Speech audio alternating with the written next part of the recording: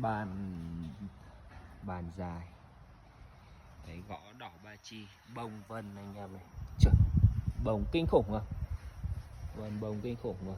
Đấy, phần cạnh này để hết rác rồi, phần đầu này đẹp luôn. Cạnh bên này thì phe nhé, phe lũa. Cái này mặt này rộng là 81, dài 1m75 và dày là 10 ạ. Dày là 10 cm. Nhớ nhá. Gõ đỏ ba chi.